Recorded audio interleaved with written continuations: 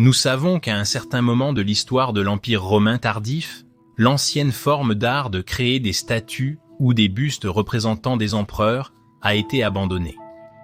Pendant des centaines, non, pendant plus d'un millier d'années, d'abord les Grecs et après eux, les Romains, ont créé des statues ou des bustes incroyables et magnifiques, atteignant un sommet artistique, à mon avis, dans le cas des Romains au IIe siècle après J.C., où nous trouvons certains des plus extraordinairement détaillés. Mais au fil des siècles, nous assistons à la diminution de la finesse et du détail des statues, un phénomène dont j'ai parlé dans cette vidéo ici. Mais maintenant, nous voulons jeter un coup d'œil à certaines des dernières statues de la fin de l'Antiquité, les dernières statues ou bustes qui ont jamais été créées dans l'Empire romain. Où les trouverions-nous? Et à quoi ressemblaient-ils? Et surtout, quand verrions-nous les dernières statues jamais produites de l'Empire romain? Et pourquoi ont-ils arrêté de les fabriquer? Commençons par certaines des dernières les mieux conservées, car de nombreuses autres statues des années 500 après Jésus-Christ, il ne nous reste que des fragments. Mais cette statue, ici, trouvée à Aphrodisias, représente Flavius Palmatius, le gouverneur de la ville. J'ai mentionné Aphrodisias dans des vidéos précédentes à plusieurs reprises, puisque cette ville était l'un des derniers bastions du paganisme. Et il y avait une communauté païenne importante là-bas, même aussi tard que les 500 après J.C. Et nous savons que la maçonnerie, ou l'artisanat, était très fortement lié au paganisme. Il n'est donc pas trop surprenant que nous trouvions cette statue très bien conservée à Aphrodisias, et pourtant, nous pouvons voir que cet artisanat, bien que très probablement d'un artisan païen, ne pouvait pas atteindre même de loin la fidélité et le degré de détail des statues du 1er ou du 2e siècle après J.C. Pourtant, comme nous le verrons, cette statue est encore beaucoup plus belle que d'autres statues ou bustes d'une époque similaire. Comme, par exemple, ce fragment ici d'une statue montrant la tête d'un homme daté d'aussi tôt que le milieu du 4e à aussi tard que la fin du 6e siècle après J.C. Et il a été trouvé à Constantinople. Datation de ces statues. Et, comme vous l'auriez peut-être deviné, souvent très difficile. Et nous pouvons également voir que la finesse de cette tête ici n'est pas au même niveau que celle d'Aphrodisias. Voici une tête de femme en marbre assez bien conservée, datant d'environ 475 à 525 après J.C., trouvée à Corinthe. Nous pouvons voir ici aussi que les traits du visage sont stylisés et simplistes comparés aux statues antérieures. Voici un portrait d'un homme trouvé à Aphrodisias, daté de la fin du 5e au début du 6e siècle après J.C. Beaucoup de statues ont perdu leur nez. Certaines ont été taillées volontairement, mais la plupart les ont perdues lorsqu'elles sont tombées au sol, car le nez ressort le plus. Il arbore la même coiffure de foule que sur certaines des statues précédentes. Il semble que c'était une mode assez répandue à l'époque, ou, alternativement, cela aurait également pu être une manière artistique standard de l'époque pour représenter les cheveux masculins. Et voici une autre tête de portrait masculin d'Aphrodisias également datant d'environ 500 après Jésus-Christ plus ou moins. Encore la même coiffure, mais cette fois, avec une barbe de 3 jours. Voici maintenant un exemple de Rome même, trouvé sur le Palatin, datant d'environ 500 à 550 après Jésus-Christ. Donc, c'est de l'époque du royaume ostrogothique. Quelle perte remarquable de savoir-faire par rapport aux statues plus anciennes. Probablement que la plupart des artisans qualifiés avaient déjà fui Rome bien avant. Voici une datant de 500 à 550 après Jésus-Christ, mais son lieu de découverte initial est inconnu, et elle a été fortement endommagée, comme vous pouvez le voir. Il est fascinant que les statues bien plus anciennes des premiers empereurs, et même de la République romaine, soient beaucoup mieux conservées que ces plus jeunes. Très probablement parce qu'il y avait les plus d'anciens, donc vous pouvez trouver des mieux conservés avec une probabilité plus élevée. Et bien sûr, les époques où ils se tenaient étaient également plus stables. Voici une intéressante datant du début des années 500 après Jésus-Christ, montrant peut-être la reine gothique Amalasuntha, trouvée à Rome, mais elle pourrait aussi représenter une autre femme de haut rang. Ici aussi, nous ne devrions pas nous attendre à trouver des statues datant de 500 après Jésus-Christ ou plus tard avec des caractéristiques naturalistes. Les artisans de cette période n'auraient probablement pas pu créer une statue de Marcus Aurelius de cette même fidélité, même s'ils le voulaient. Ceci pourrait aussi être Amalasuntha, daté de 500 à 525 après Jésus-Christ.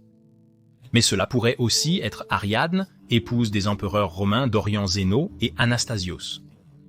Et ceci est très probablement l'impératrice Théodora, l'épouse de l'empereur romain Dorian Justinien. Il a été trouvé à Mediolanum, l'actuel Milan, et on pense qu'il date du milieu du VIe siècle. Bien sûr, les traits sont stylisés, mais nous avons ici aussi un aperçu intéressant de la coiffure élaborée, des diadèmes et des couvre-chefs des femmes romaines de haut rang de cette époque. Fascinant. Et voici le portrait de Justinien, réalisé à un moment de son règne qui a duré de 527 à 565 après J.C. Il était initialement à Constantinople, mais a été pillé lors du sac de 1204 et peut maintenant être vu à la cathédrale San Marco à Venise. Et voici une autre tête en marbre de Justinien, et celle-ci est en fait assez remarquable.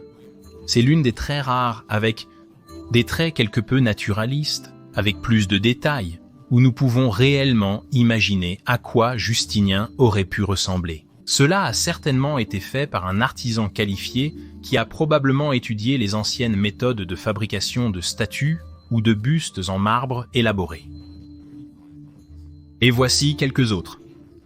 Celui-ci a été trouvé à Sardis et date du début des années 500.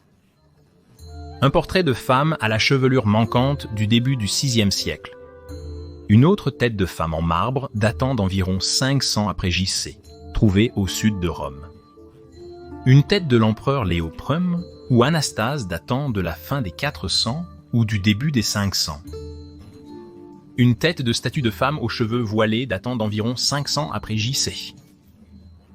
Un autre portrait féminin datant de 400 à 600 après Jésus-Christ. C'est vraiment l'un des plus élaborés, très rares pour l'époque, avec des caractéristiques beaucoup plus naturalistes, très détaillées, presque comme si elles provenaient des siècles précédents de l'Empire romain. Et ici, si vous me le demandez, un très laid du milieu du VIe siècle où la partie de la bouche manque. Il a été trouvé à Forum Livii et pourrait représenter le roi gothique Totila. Un autre remarquablement laid du VIe siècle trouvé à l'Hellespont. Vous pensiez que plus laid n'était pas possible? Pensez-y à nouveau. Voici une poule femelle du 5e au 6e siècle. Et ceci ici pourrait être l'un des plus jeunes, datant peut-être du 7e siècle, donc à n'importe quel moment dans les 600. C'est le torse survivant d'une statue, mais ce que nous pouvons voir est un déclin incroyable de la fidélité artistique, rendant même les statues précédemment montrées extrêmement détaillées et bien conçues en comparaison. Et cela a du sens parce que le 7e siècle a connu des désastres incroyables commençant déjà dès 602, lorsque la guerre persane-sassanienne a commencé, et l'Empire romain ne s'en remettrait jamais complètement. Des artisans qualifiés ont soit fui les multiples décennies de guerre constante, soit ils sont morts en essayant de fuir, et cette ancienne forme d'art est devenue de plus en plus rare. Il y avait de moins en moins de temps pour créer des statues dans ces temps chaotiques et brutaux. Et donc, le début à la mi-600 après Jésus-Christ est probablement la dernière période où des statues étaient encore fabriquées, mais elles avaient probablement déjà une apparence beaucoup moins sophistiquée que même 100 ans plus tôt. Et celles-ci étaient déjà assez peu sophistiquées par rapport à celles des 1er ou 2e siècles après Jésus-Christ. L'une des dernières statues à être érigée était une statue équestre dorée sur une colonne de Nicétas, un commandant militaire et cousin de l'empereur Héraclius, qui pouvait être trouvée dans le Forum de Constantin à Constantinople, créé vers 610 à 625 après Jésus-Christ. Bien que décédée, elle fut évoquée dans un ouvrage littéraire. Et ainsi, de moins en moins de statues ont été créées, puis à un moment donné, au 7e siècle, cette forme d'art s'est complètement arrêtée et a été entièrement remplacée par des mosaïques, mettant ainsi fin à cette tradition de plus de 1000 ans. Vous pouvez trouver beaucoup plus de photos des dernières statues de la fin de l'Antiquité sur le site Dernières statues de l'Antiquité de l'Université d'Oxford. J'ai mis le lien dans la description de la vidéo. Et s'il vous plaît, aimez et abonnez-vous afin de ne manquer aucune future vidéo sur l'ère fascinante de la fin de l'Empire romain. Et veuillez envisager de soutenir cette chaîne via Patreon ou via l'adhésion à YouTube. Je serai extrêmement reconnaissant et cela aiderait énormément à continuer à réaliser des vidéos sur l'ère fascinante de la fin de l'Empire romain. Merci, amis passionnés de la chute de l'Empire romain. Et je voudrais bien sûr remercier tous ceux qui soutiennent Majorianus sous quelque forme que ce soit par Patreon, l'adhésion à YouTube ou par un don PayPal. Merci de soutenir Majorianus afin que je puisse garder cette chaîne sur l'histoire de la fin de l'Empire romain. Et si vous voulez en savoir plus sur pourquoi les statues sont devenues plus simplistes à la fin de l'Empire romain, vous pouvez regarder cette vidéo ici, dans le coin supérieur droit. Mais si vous voulez en savoir plus sur la ville de Constantinople, vous pouvez regarder l'autre vidéo dans le coin inférieur droit. Je dis encore merci à tous les amis de l'histoire romaine, gratias tibiago et benevalet.